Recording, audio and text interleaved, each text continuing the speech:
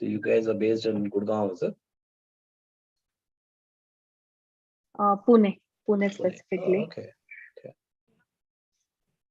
So welcome everyone to second edition of Cleap Security Conference. And we started this conference back in 2021, and the aim of this conference was to raise awareness about the cybersecurity in the world, and mostly when the pandemic hit and how we wanted to overcome security being at the utmost importance. Since that time, we have been bringing out, and we have brought together leaders from different industries, from government sectors, from academic sector, and security researchers to help the community grow further, and we can share and form a community of like-minded people. So with this vision, we are having our speaker today, who also holds a similar mindset. Over to you, Pooja. I would like to introduce Saranga. Thank you, Shivani. Our next session speaker has 20 years of experience across various industries and over 2 decade experience in helping clients transfer their career or cybersecurity journey. And he's a senior director at HCL Software. So please welcome Saranga Rajan. Hey, thank you, Pooja, and thank you, Shivani. Thank you for all the time. I hope you can see my video. Are you able to see my screen or? No. We are not able to see a video right now. Okay. Not sure why, but it should. Is it any better? We can see your screen, but we cannot see you. That's shocking. Okay. Don't worry, I don't look that great for you to, but I can still show you if I. Okay, let's see. I mean, I've started my video, but I don't know why it's not coming up. Is there any other way that I need to give access? I don't know.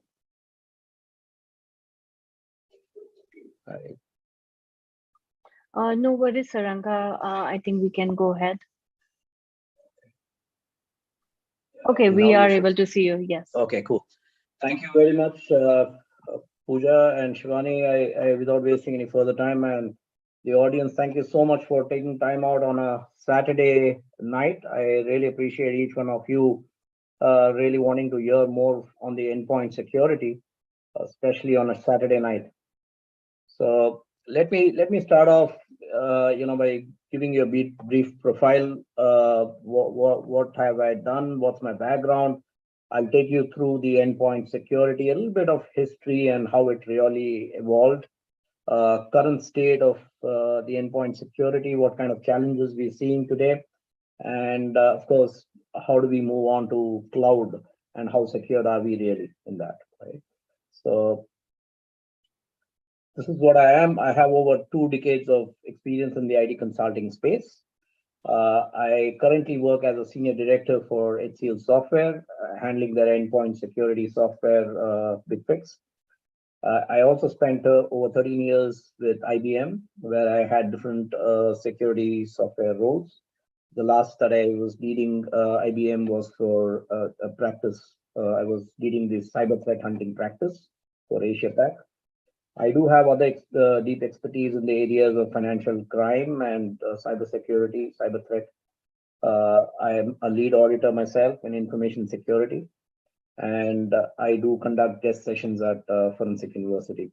So this itself is a big journey, let me tell you, because there's not a day when we all don't learn in cybersecurity space. The knowledge is immense, right? So we all keep learning from each other. So I still have a long way to go in this, but whatever I have learned, whatever I can contribute, I look forward to this next 45-minute session to see how much I can really do. Okay, thank you so much. So let's start off with what is endpoint security, right? I mean, most of us think endpoint security is, just a laptop and a server and a mobile device, but it's gone much beyond that. A traditional endpoint security, endpoint tool device, you can always say it is a laptop or a server or a mobile device. Sorry, apologies. I'm just recovering from a bad cold, so you might hear me coughing a bit. So, what in traditional space endpoint security has been is it is about a practice of securing endpoints. Sorry. Okay.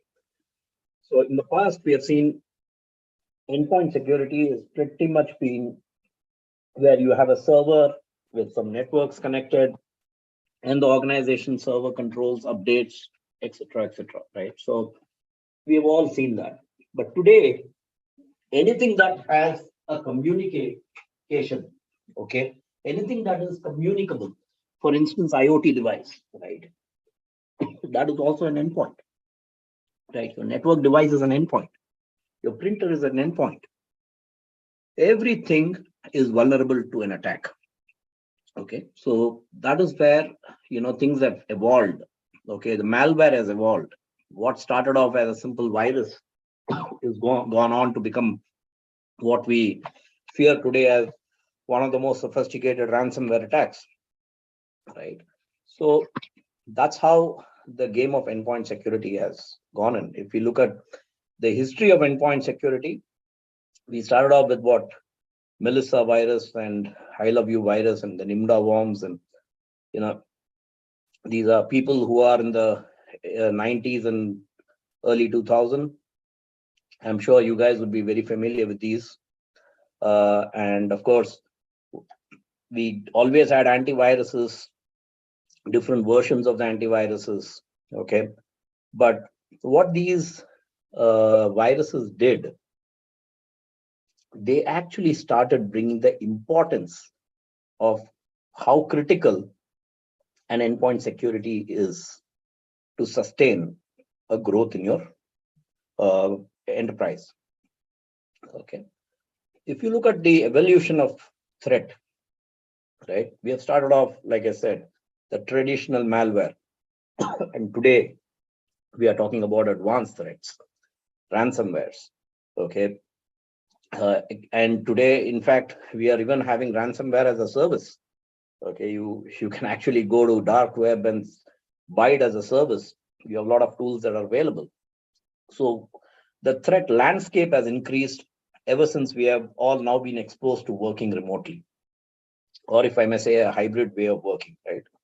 So the attackers have got a much larger threat surface today than ever before. So for them, it's a much wider game. For us, it is about protecting our particular identity and device. Now let's look at how do we go about with this, right? So we started off with antivirus. Antivirus was the first step in the endpoint protection. And then we, what basically antivirus did, we all know, right? I mean, even today we do have antiviruses. It'll basically scan for malicious files using signatures.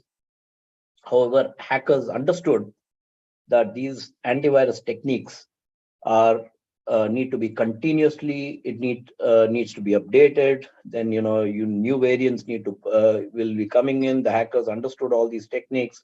They started creating new variants to attack them. So pretty much antivirus became ineffective, because in today, even though it is able to protect 60% of the malware, if you see, it is ineffective because today most of the attacks are fileless attacks, right? So that's where you have to look at a next gen antivirus. So next gen antivirus extended the threat coverage with machine learning and all that stuff. But that also became outdated because it could not catch fileless attacks. Then we had what we call as, application containerization. Now, application containerization is nothing else, but it's basically a limited solution, which is available for your browsers and MS Office and stuff.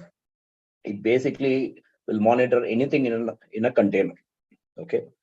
Now, this particular thing is again going to be limited to what is going on in your sandbox. Okay, so this also became pretty much ineffective. Then we came across threat intel. Now, threat intel, according to a lot of people in this industry, will probably agree, was probably the next step, if I may say, and is the staple of the legacy EDR, okay, solution that primarily relies on incidents of compromise, if I may say, okay. And they look at these OS events and file names and all these kind of things, and extrapolate a pattern that indicates malicious activities. So these IOCs need to be continuously updated to be effective. So threat intelligence also is now backward looking. Then we got in behavior-based analysis. Well, this proved to be somewhat effective. Why? Because this was the first one that was effective against fileless malware. Okay. So in this case, what we saw, the true behavior-based solutions will typically look out for techniques that hackers use to carry out these attacks. Okay, they look at processes, your network connections, your file and registry changes, and the pattern of those activities. Okay, behavior-based solutions became more effective because they don't look at file or rely on threat intel. Okay, and then we came across what we call as in-memory detection. In in-memory detection, the advanced EDR solutions are evolving to predictive. Okay, so malware will typically run in your memory to carry out any attack. In-memory threat detection will look at all the processes running in memory, okay, and reverse engineer them to identify any malicious behavior. So what the attack is trying to do, it's probably the most reliable technology in detecting new malware. And predictive EDR is a combination of pretty much both behavior and in memory. That's the way I would put it. Okay, so this is how we have really evolved, if you ask me. Okay, now what does this really pose? Well, what it typically poses is a huge amount of devices that are coming up today. Okay, we are all facing this. If you look at it, each one of us is having a challenge in managing our endpoints, right? Thanks to COVID, that there has been a larger number of growth in the devices, number of data records, and unfortunately, the number of bad actors trying to get into your business. Okay, the challenge in having these, okay, too many things to manage on too many tools, because this is something that I want to exaggerate more and more. Too many tools. Okay, one of the things that I personally do and have done for a lot of banks is managing their tool consolidation. Okay, now what is tool consolidation? A lot of organizations will buy tools. I need this requirement to meet, I'm going to buy this tool. I have a regulatory requirement, I'm going to buy this tool. They'll keep piling the tools. How much of those tools are really used by organization? If we go on to do the actual analysis, not many. You will only find that there are only probably 60% or even lesser, okay, tools that are actually put to good use. Okay, so this is also the tools that are not used are also a gateway for a lot of threats to get into your organization. Okay, so these are things that you need to be very careful about, because in today's world, if you see, the hackers are only looking at areas that they can penetrate, and that too quickly. If they find something very difficult, they will not even take much chance. They'll leave it. Now let's look at what is the current state of affairs. Okay, when we talk about endpoint security, right, the current state is all about how organized attackers are coming in place, right? If you look at, there are internal threats that come in, there are external threats that come in, but most of the trend towards remote and mobile work delivers while as you may have seen, right? I mean, during COVID, everybody started working remotely, right? Now, nobody expected that there will be a transformation of a 80-20 model. The reason I'm saying 80-20 is because it's not that work from home never existed, right? But work from home did not exist to 20% of the organizations. Okay, at least, if I have to say. Okay, so for them, it became very, very new. Okay, so while this work from home did benefit a lot of organization in terms of efficiency gains, okay, but it has turned your endpoints from laptops to smartphones to IoT devices, you call it, right, as your weakest security link. Okay, in addition to launching ransomware attacks, what these criminals basically have done also, they have started targeting your endpoints with fileless attacks, okay, which you cannot detect by traditional antivirus technologies, like I've said earlier. The threat to organization of all sizes, okay, in all sector is always growing. There is no doubt about it, right? And it will continuously spiral out of control one fine day, unless we are there to take care of our own immediate hygiene. Okay. So today, if I have to say the total average cost of a successful endpoint attack, okay, is over $5 million in lost productivity, system downtime, you call it data theft, damage to IT infra, brand image, and whatnot, and fine, of course, right? So organized attackers are the major cause of concern today. Now, what is disorganized responsibility? Now, although endpoint security is continuing to evolve, most existing solutions are lacking comprehensive coverage, or if I may say, lack, in other words, effective configuration, maybe, or operational processes that require organization to adopt disparate products with overlapping features and functionality.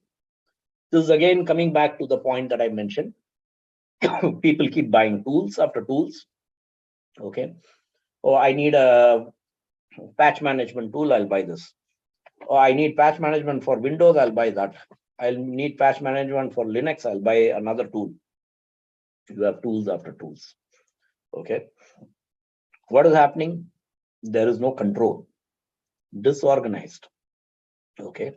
Another thing, I always say this. I mean, I'm going to tell it to you people. I'm going a little out of this slide, but endpoint security is like how your body, it's like a human body, right? Human body is your endpoint, right? Just as much as you need proteins, vitamins to ensure that there is no virus that attacks. In spite of all that, I have been attacked. So I can't give this example. Probably it's a wrong example to give on today's day for me, but it's very similar to a human body, right?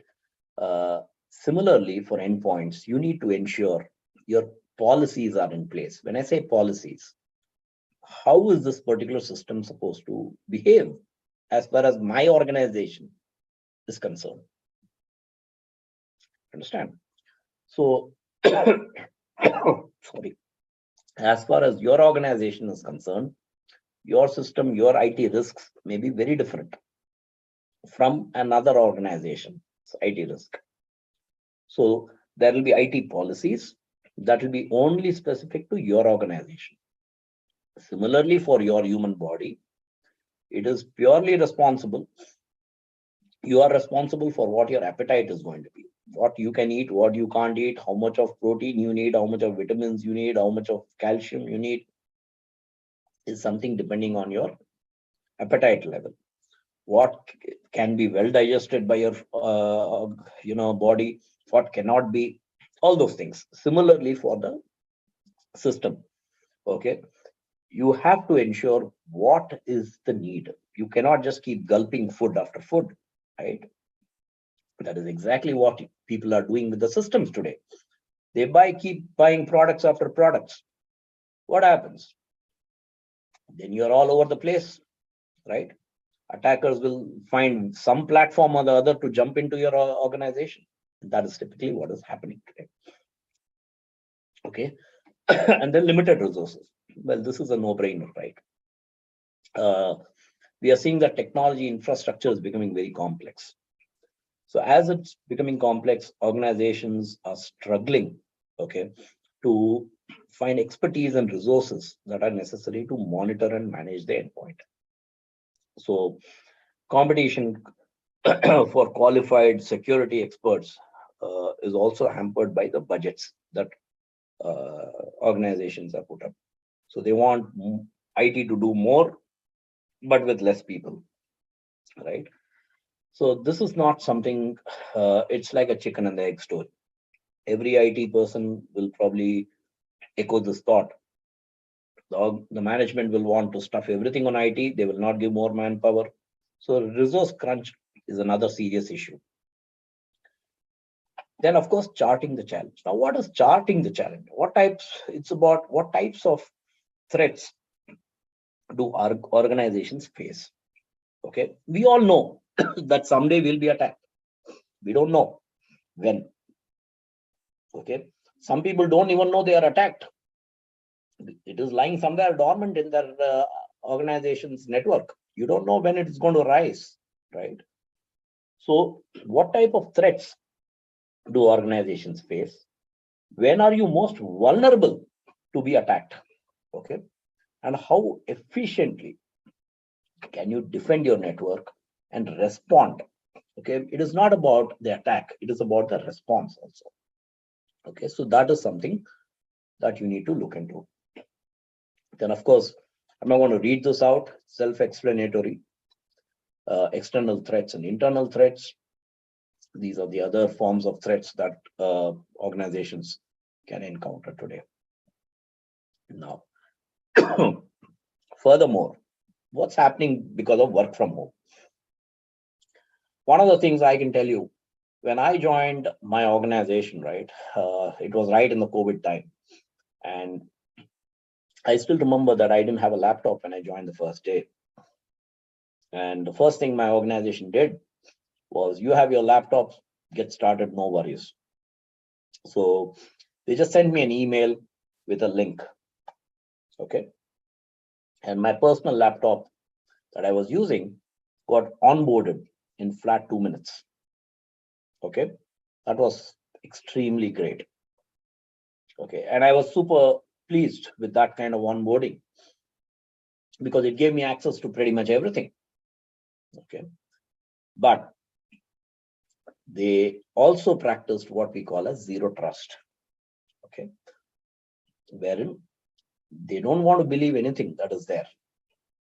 Okay, they don't want to trust whether you are the same person or not. So there will be multi-level, multi-factor authentication.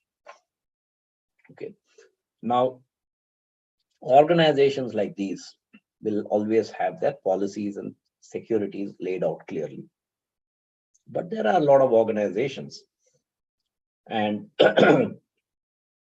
security leakages that can take place even in the best of organizations at times.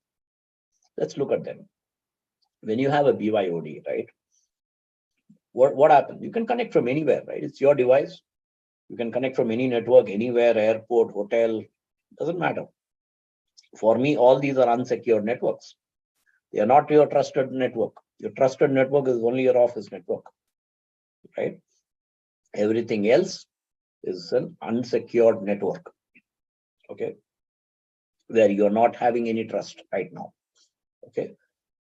So the risk here is your device, the employee device, may not be patched the way your organization might be patching its device, right? This becomes a prime target for the malware attack.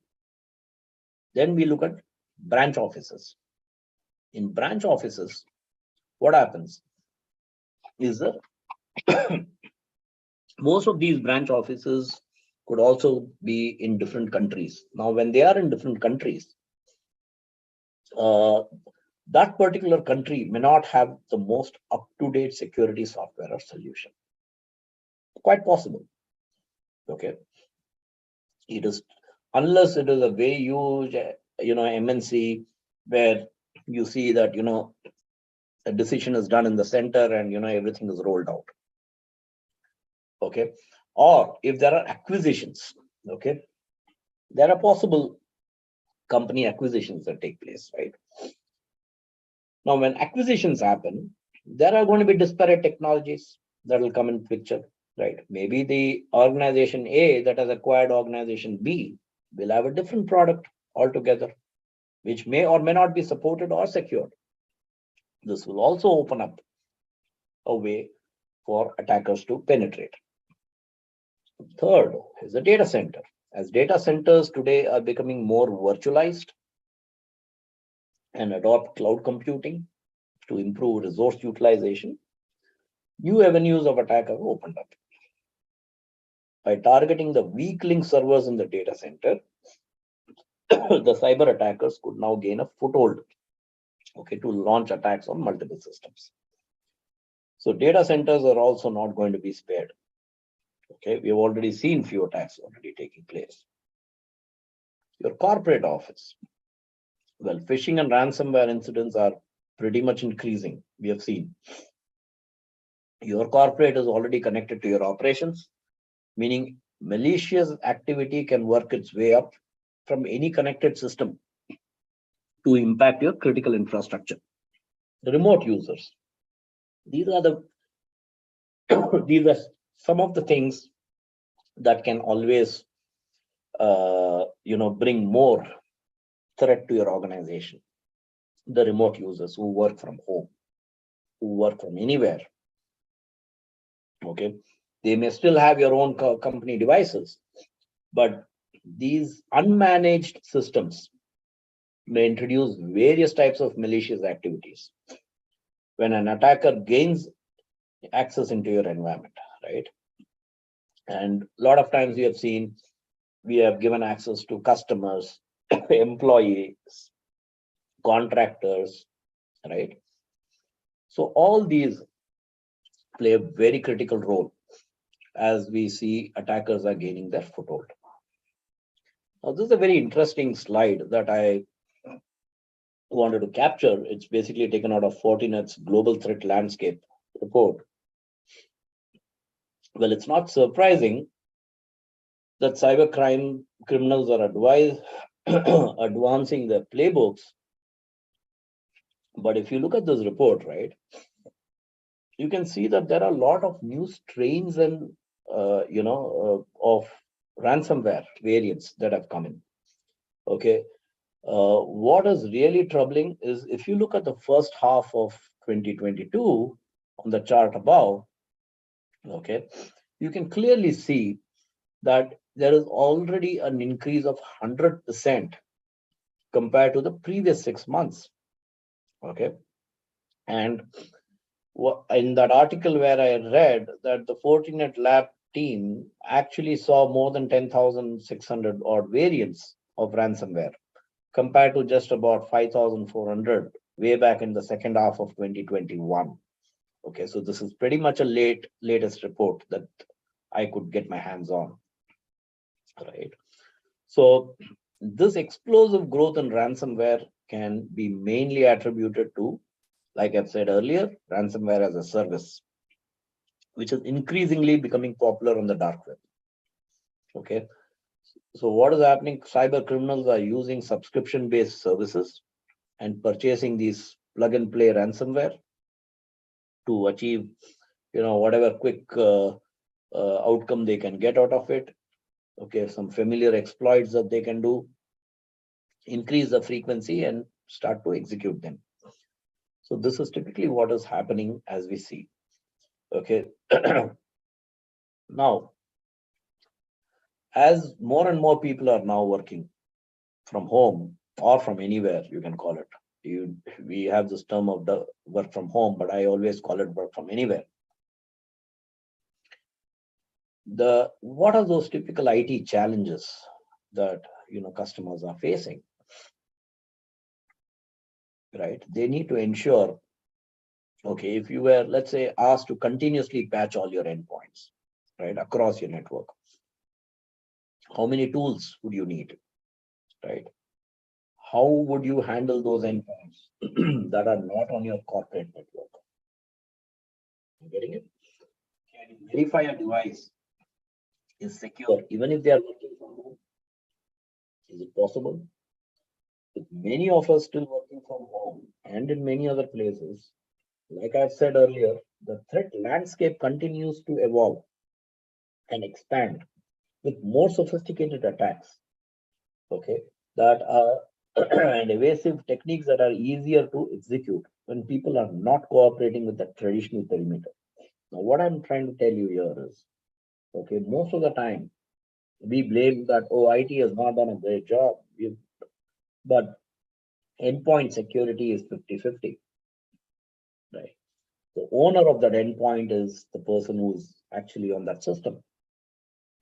He owns 50%, he or she owns 50% of the responsibility to secure the device, right? So knowledge is equally important here, okay? Most of us always think that, oh, technology will resolve. No, methodology before technology is what is the key. So in IT, when I talk about IT challenge, I feel that an organization to be successful, you need a proper methodology before technology. Okay. When I say methodology, you need to first clearly identify who are the people who need access from home. Okay. Why do they need it? How many times will they be remote? What kind of least privileges can we set? There are so many policies that you will need to look into, right? So all these things need to be documented. All these things need to be crystal clear before you get on to any further execution of that particular thing. A very, very simple priorities of the business and how they are going to be transformed, right? If you look at the pre-COVID time, we pretty much had investments, security investments in a very siloed way. Today, we are not talking about security investment. We are talking about optimization and consolidation. Okay. Today, most of the security centers are becoming a profit center. Okay. They were only a cost center. Today, they are showing, oh, they could prevent so many vulnerabilities from taking shape that has given X amount of benefit to the organization, right? So how are you going to look at it from a security optimization consolidation? Previously, you had secured organization and data centers. Now it is like, secure from anywhere model. Earlier, everything was around your perimeter security. Now it's a zero trust. You don't want to really trust anything. Traditional security monitoring. Now we are talking about predictive and behavioral monitoring. Mitigation of anything and everything, all risks. Here we are talking about risk-based focused remediation. This is purely based on your company's appetite and willingness to take that risk, right? So that is a kind of remediation plan that is where the incident response comes into picture. Facility dependent application access. Here we are talking about moving into cloud. So pretty much when you look at the pre-COVID and post-COVID, the entire transformation has led to a different way of functioning of business today. Still, let's chalk out what are those still 5 points that are challenging for us this year, right? IoT, as always, my favorite thing. Okay, underrated, but no list of endpoint security challenge can ever exclude IoT.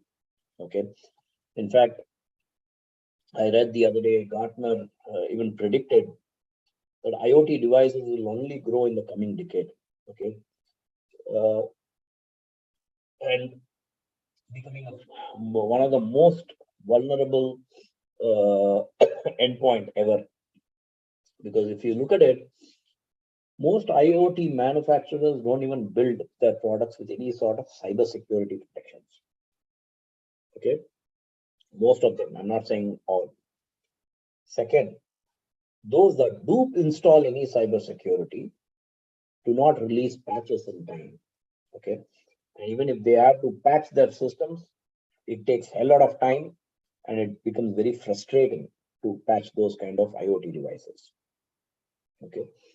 So it is going to be very difficult, to really look at securing your IoT devices with the kind of movement that I'm seeing in this space. Okay. Now, malware threats. Well, classically, cybersecurity works to repel malware, right? While it has since evolved into something much intricate, when we look at the next gen endpoint security, we can pretty much say which now provides like data loss prevention. Okay, we have to still see that it needs to figure malware attacks, okay, into its calculus. What I mean by saying this is one of the primary endpoint security challenge, okay, today and has ever been is the malware. Okay, and the rising concern today is malware as a service. Again, so we need to address the fileless malware that is really taking shape. These attacks don't operate like the way traditional malwares do. The malware typically downloads a file into the victim's network through which they enact a malicious code. By contrast, when you look at the fileless malware, they will basically hijack the native process of the endpoint to run this malicious code. Okay, so this makes it very difficult to detect by legacy systems. Of course, these fileless malware look to grow in the coming year and decade.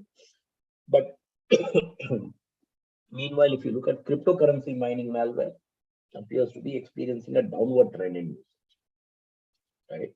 It is still a threat to your processor power and maybe your other bills that will come. But which kind of malware will prove more dangerous? That we will only come to know because of the multiple variants that are coming out of it. Same way for ransomware. Okay, this, of course, with the kind of attacks that we keep hearing, this is not going to surprise anybody, right? While it can draw all the wrong sort of attention to the threat actors, if it generally succeeds, enterprise continue to pay the ransom, right? Okay, among some of the concerns, some industry verticals are especially vulnerable to ransomware. If you look at government networks, often lack the funding. How many government networks have been actually hacked? We all know that. How many government healthcare have been hacked, right, by ransomware attacks? In fact, you can see the evidence of this in the last year wave of local government cyber attacks. Right. Additionally, threat actors may start to begin using a pre-infected machine and greater exploitation as well. So one of the reasons why people are very careful about doing vulnerability assessment and device testing this only for this reason, that you don't know what is coming as already built into your systems. Okay, patching. Now every organization is pretty much running behind patches. Oh, let's patch this system, that system, everything. But deploying timely patches on every endpoint definitely will maintain a digital perimeter. Okay, will help your network can maintain a digital perimeter. Each patch contains some viral threat intelligence which helps to recognize and repel attackers. However, when we look at all this, right, patches across all endpoints, hackers evolve the threat and discover vulnerabilities quickly, okay, requiring patches which match that speed. Trust me, the hacker is one step ahead of that particular patcher, okay, which means that under no mean feat, given the stress, most security teams need to deal through their workdays, okay, practically every second. Okay, so it's not going to be an easy task patching your systems on regular basis because you are needing to be thinking like one, okay, to really make sure that your endpoints are more secure. Especially with this kind of work from home, you really don't know at what pace your system is in true sense getting patched, right? So that's the other piece that you need to understand. And the last but not the least, I always say everyone is a target. right? Every business could end up as a target, every single one. It doesn't matter whether you are a small company or a Fortune 500 company, the threat actors could be after you. Okay, so there is no small or big size here. Everybody can be attacked. What are those challenges we're looking at, right? Lack of visibility into endpoint. Okay, most of the organizations today struggle to understand the scope of their endpoint. Forget about managing them, right? How many organizations, I don't know how many people in the audience are there. How many of you actually know what is your organization's inventory of assets? How many assets do you have? Nobody will have a clue, right? The IT team also is unable to produce that information. When I have done audits, okay, I have seen that is one visibility that the organization is never able to produce. Okay, an organization may have millions of endpoints, tons and thousands or whatever, right? Discovered, undiscovered, unknown endpoints, everything, and they have never been able to capture this. So this is one of the major challenge. Okay, and this is going to be the step that will allow all the threat actors, okay, to bring in new tricks and acquire more sophisticated tools with automation capabilities and whatnot, okay, and then to penetrate into the network, right? If you can't identify which endpoint is part of your network, okay, then this is going to be a very, very major hit for each one of you, right? The second piece is on the overwhelming number and diversity of endpoints. But this is, as we all know, right? I mean, the sheer number uh, and diversity of corporate endpoints within any corporate environment uh, itself is going to produce massive challenge, making it hard to standardize security. Right? So non-traditional endpoints proliferate, right? IoT devices as such, or security cameras, or healthcare devices are now commonplace, pretty much. So many IT teams today are struggling to discover and securely onboard devices, legitimate devices, if I may say, at scale. So over the last decade, we have seen sophisticated attacks like Stuxnet or ICS, right? Has been on growing concern, right? When we look at industrial control system endpoints, they were earlier air gapped, okay, meaning that they were isolated from internet-facing networks. However, this is typically most of the government also operate. They are that mode. These critical infrastructure endpoints are like everything, becoming increasingly connected and thus exposed to cyber risk. These endpoints can also include some programmable logic controllers or whatever you call that, supervisory control, the SCADA systems, and much more, right? So the rise of these virtual desktops is another challenge. Virtual desktops share many of the risks pretty much similar to your physical desktops, but their dynamic and ephemeral nature will pretty much add further complexity. Okay, so the threat actors again, well, continue to learn new techniques, like I've said earlier. So this is nothing new because these guys will keep being a couple of steps ahead of the others, right? And while the vectors used by the threat actors are too broad to cover here, one of the things that could be worth mentioning is living of the land attacks, right? Living on the land attack is something that refers to leveraging of tools or features that pre-exist within the target's environment. Okay, these are considered the fileless attacks because there is no execution of file that is needed to perform the illicit activity. So, living of the land attack essentially turns a system's own native applications and commands against itself. Okay, so if I have to give you some examples, it could be like PowerShell scripts or VB scripts or execs, and Windows script host executables. These are all common culprits in the fileless attacks, you can say, right? Now, over provisioning of privileges or privileged access. Now, this is something I've always wondered. Endpoints typically have far more privileged access than which is absolutely required. Okay, applications or OS and other softwares all tend to have default system privileges that exceed what is safe or needed for daily operation. You really don't need so much of access. Okay, why are you giving them so much of access? Okay, if they need access, you can always go back to them and give them when they need that, but not otherwise. The other piece is on endpoint vulnerabilities. This represents one of the largest security exposure organizations can potentially be exploited. Most mid to large sized organizations will always have thousands of software vulnerabilities across the endpoints due to infeasibility of remediation. Okay, fixing a vulnerability on an endpoint is not without its own risk.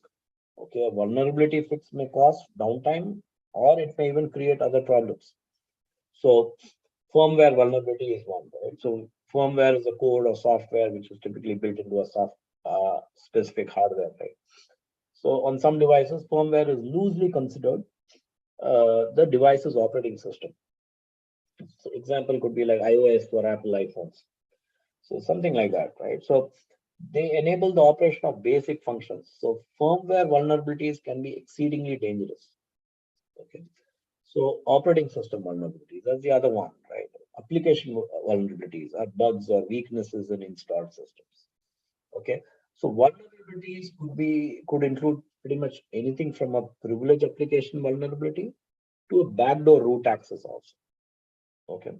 So unlike with firmware or OS systems, end users will often have the necessary privilege to install applications. Okay, in this case. So these are typical challenges that we are seeing and will continue to see if we don't have a hygiene to sort this out.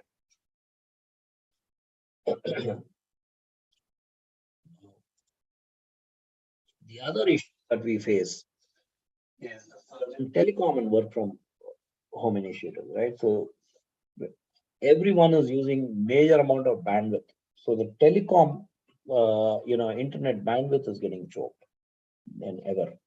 Okay, and this is also going to give you a lot of issues in making sure that your endpoints are patched and compliant, because the amount of time you need to send a patch across in pretty much some areas that do not have even that kind of bandwidth will be a lot of trouble in the making for you, right? And if you look at it, another thing is a lot of projects are being prioritized in what is the cost that you're going to save end of the day. When I mentioned earlier, if you remember, tool consolidation, right? How much of annual software spend you can reduce, what kind of compliance fines you can reduce, and so on. Similarly, customers, some of these customers that belong to some regulatory compliances, they need to ensure their compliance policies are all in place. What, according to me, I would say, and any endpoint management, okay, need to include from a desktop to a server to a cloud or mobile, whatever you call it, right? The first step comes in discovery. You have to discover your asset in your organization, how many are enrolled and how many need to be enrolled, right? You have to do your vulnerability assessment. You have to have a proper hardware and software inventory. That needs to be the first step, which I always call as the discovery phase. Then we get into the provisioning phase. What kind of OS provisioning needs to be done? What kind of software distributions need to take place at what intervals? Your OS hardening. Because, I mean, of course, we do have system comes part and parcel with the firewall, but that's very basic, right? So what are those configuration and patches that need to be brought in? And then how do you manage that, right? What kind of self-service the users can do to ensure that, I've said earlier, 50% is the end user's responsibility to manage the system. So what kind of end user self-service the user can ensure to keep the system's hygiene? Okay, what power management benefits we can reap out of the system to ensure that we have more green, energy utilization there. Remote wiping in case the system is lost. Okay, then other policies around with work from home in place, a lot of remote support needs to be provided. So how do we ensure a secure remote desktop control? Not only that, since I have mentioned earlier, we do have a lot of tools in the organization. How do you start integrating it with various vulnerability tools or your SIM tools, right? How do you complete the loop by feeding the data back into those tools so that it is able to enrich more meaningful information into your intelligence analysis? Then how do you secure them, right? Continuous compliance and patching. Then how do you sequence, task sequencing? What kind of network quarantine measures are you taking up? Again, in the compliance aspect, what kind of compliance standards you want to adhere to? It could be a CIS checklist that you want to, your organization is following. Okay, so all those things need to be factored in. It's not just about endpoint and patching. There are a lot of factors that come into play, right? Then, with all this, bring out the logs, analyze the log, and find out what is the historical trend of the usage of that particular thing. Apply AI and ML tools on it to see the behavioral aspect of that particular asset. And if you find anything extraordinary about it, then you can obviously, send it for additional analysis. So this is typically a circle that will keep repeating back and forth. Okay, so this is very, very critical for any organization. Okay, endpoint security. For me, the 5 best practices, okay, is enforcing least privilege. When an endpoint is accessed by a common user, I'm saying common user because the person who doesn't have administrator access, right? Installing malware can be done without any form of security control if that particular user has admin level privileges. Okay, so you have to make sure a user can perform all the tasks needed for the role and function, but you'll also have to enforce least privilege access rights. Okay, for most of the users in the organization, having the right to install the software is never a necessity. Okay, how many of us have truly gone ahead to install a software, right? But we always perceive that yes, we need that access. Not required. At most, it is not a permanent requirement. Okay, and like I've said earlier, even if you need it, you can have an elevated right at that particular stage, and we can go through the multi-factor authentication process if required, right? So this will help you to continually monitor and improve existing processes governing administration rights to ensure their accuracy and applicability. So this is the first best practice. The second one is performing continuous endpoint scans with a next-gen endpoint security solution. Well, as cybersecurity criminal advance in their knowledge and determination, we have seen malware evolve from just being a virus. We saw that to becoming softwareless, dormant, and waiting, right? So pretty much they never get detected by the signature-based antivirus solution. So with a next-gen endpoint security solution, you'll be able to not only protect these kind of malicious tactics, but it's important that the intrinsic configurational parameters of the solution itself is very, very important. Okay, so let's make sure that for example, if I have to say, when you perform a full-on demand scan on any asset with a detection, right?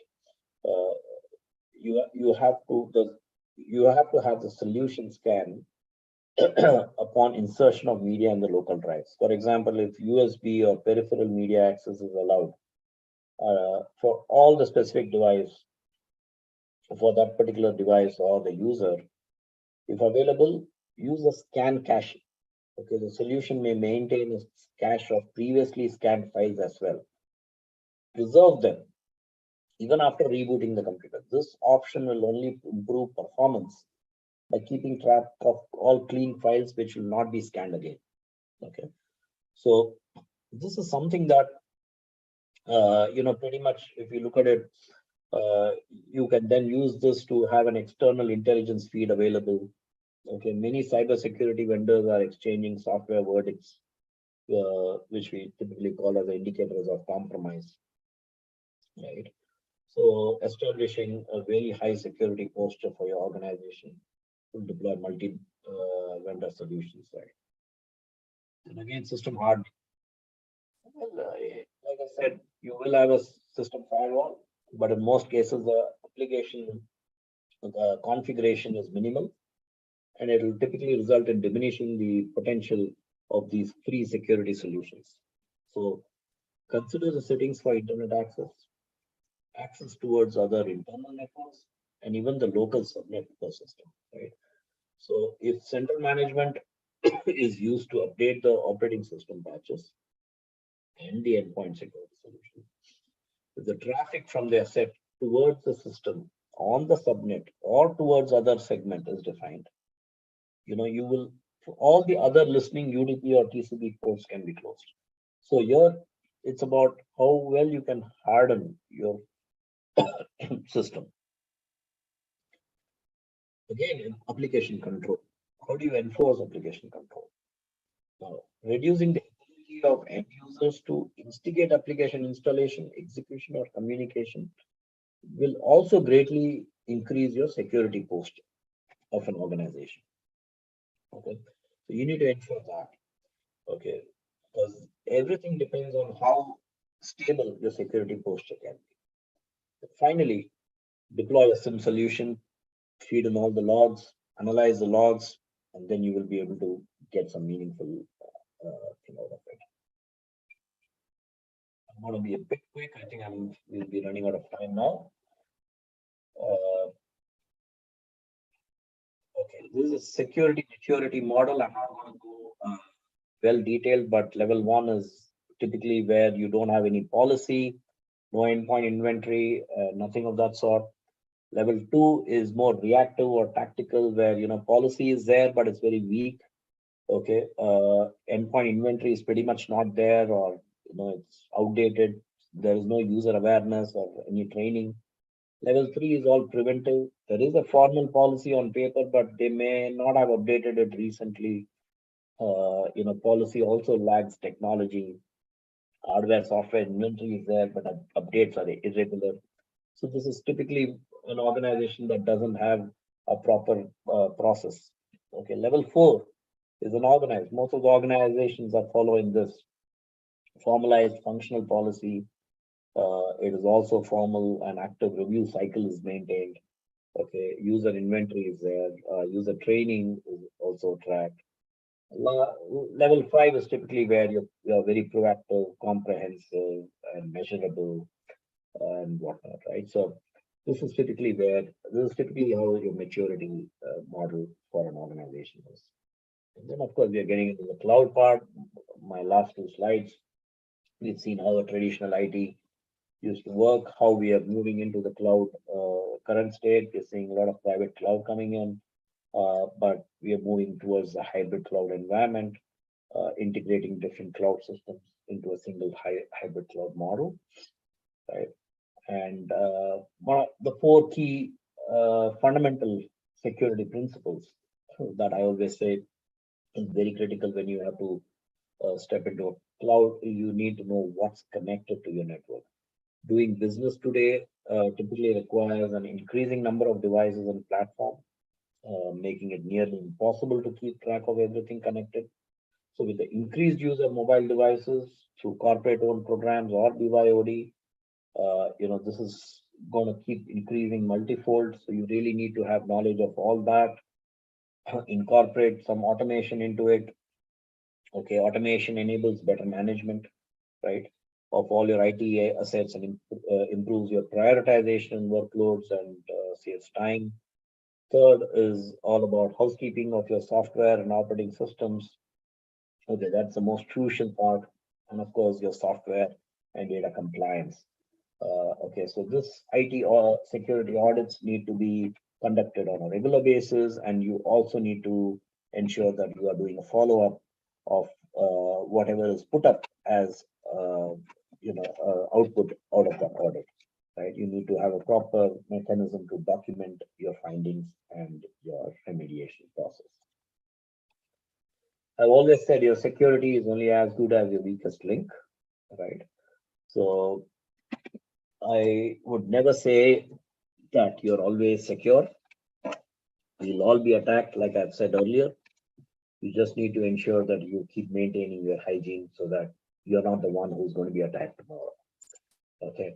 So thank you very much for everyone listening to me patiently. Okay. I really look forward to having more interesting conversations. In case you have any queries, you can always, reach out to me. Okay. And I'll be very happy to address any of your queries.